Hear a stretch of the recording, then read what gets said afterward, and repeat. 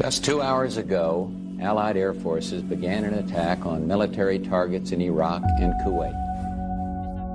January 1991. Saddam Hussein had the fourth largest army on the planet. Over 1 million soldiers, thousands of tanks, troops battle-hardened from 8 years of brutal war against Iran. Western analysts were predicting tens of thousands of American casualties. Some feared a second Vietnam. What happened instead shocked the entire world, and it was over in exactly 100 hours. To understand why Desert Storm matters, you need to go back to August 2nd, 1990. That morning, 100,000 Iraqi soldiers crossed the border into Kuwait. Not in days, not in hours, in minutes. Kuwait's small military had no chance. The entire country fell in less than 2 days. The world was stunned. Saddam Hussein had just seized control of nearly 20% of the world's entire oil supply. And if he moved next into Saudi Arabia, which many analysts feared he would control over 40%. President George H.W. Bush looked at his advisors and said 4 words that would define American military history. This will not stand. What followed was the largest military buildup since World War II.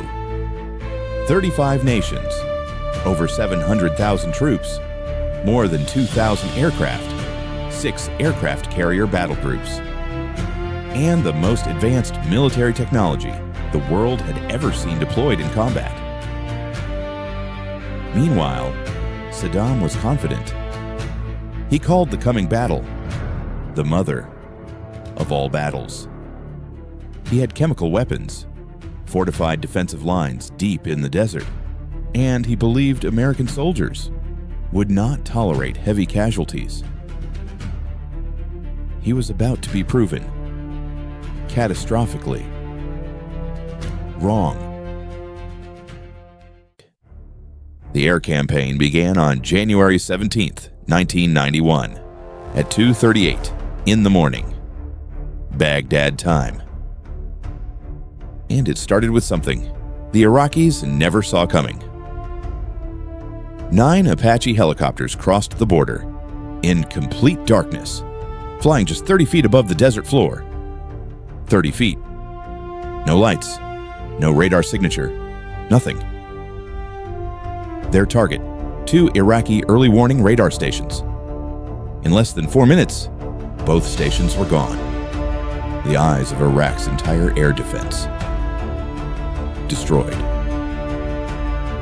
What followed was the most intense aerial bombardment since World War II.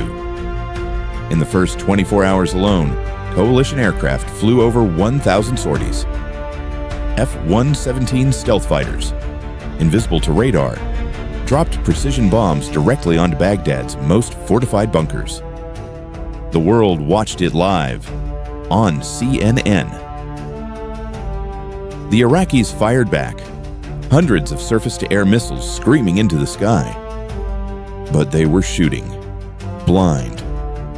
Their radar destroyed, their command centers burning, their communications severed.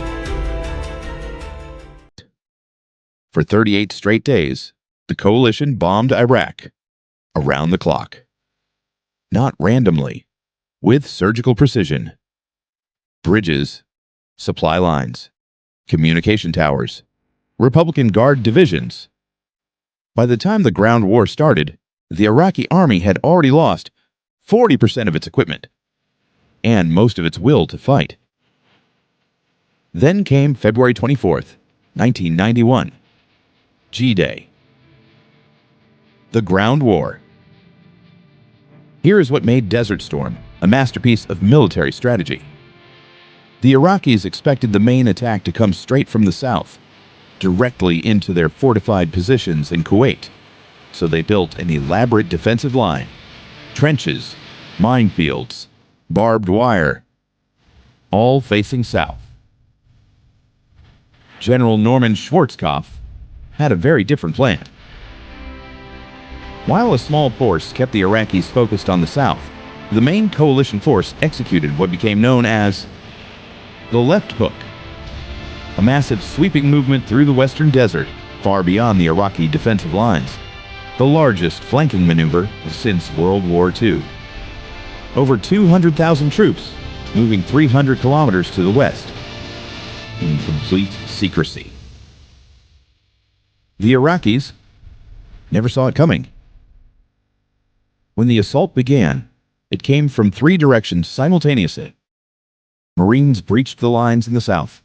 Arab coalition forces moved up the coast, and the left hook swept around the entire Iraqi army from the west, cutting off every single route of retreat. The Battle of 73 Easting, the largest tank battle since World War II. American M1A1 Abrams tanks destroyed over 160 Iraqi T-72s in less than 23 minutes. The M1A1 could engage targets at 3,000 meters. The Iraqi tanks could only reach 1,500. They were being destroyed before they could even see their enemy. Iraqi soldiers began surrendering by the thousands. Not to soldiers, to journalists, to camera crews, to anyone who would accept their surrender. Entire divisions laid down their weapons without firing a single shot. 100 hours after the ground war began, President Bush declared a ceasefire, February 28, 1991. The numbers were staggering. Iraqi losses: an estimated 25,000 to 30,000 soldiers killed, over 3,000 tanks destroyed, 150,000 prisoners taken. Coalition losses: 292. Let that sink in. A force of 700,000 defeated a million-man army and lost fewer than 300 soldiers. Military historians called it the most one-sided victory in modern warfare. Some Iraqi commanders later said they never understood what hit them. The speed, the precision, the complete dominance in the air and on the ground, simultaneously. It was unlike anything any army had ever faced. The world had just witnessed the debut of the American military machine in its full post-Cold War power. And nothing would ever be the same. Desert Storm wasn't just a military victory. It was a message to every nation on Earth about what American military powers had become. A force that could appear anywhere in the world, faster than any enemy could respond, and leave nothing standing. Saddam Hussein called it the mother of all battles. History remembers it as the 100-hour war, the conflict that proved American military supremacy to the entire world. If you want to see how that same military machine evolved and what it looks like today, watch the next video. And if you are new here, subscribe, because this is just the beginning.